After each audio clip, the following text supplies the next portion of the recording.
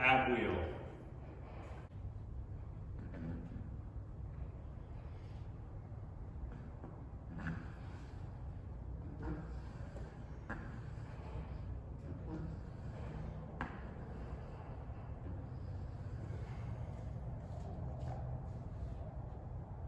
When you're starting to get set up in the position for the ab wheel, if you're on a mat, give yourself about 3 inches or 4 inches from the edge.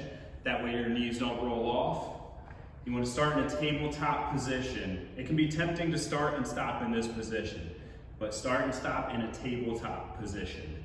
Shoulders are going to be back and down. You should feel the lats. This muscle right here start to get a little tight.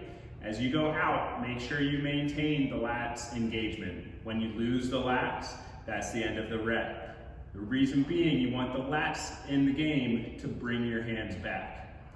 Now, as you're going out, you want to maintain a hip tuck and the core tight, hip tuck being a little bit of a rounded position, like a scared dog's tucking its tail under. And as you're coming back, you want to push down into the floor to get your hands to come back.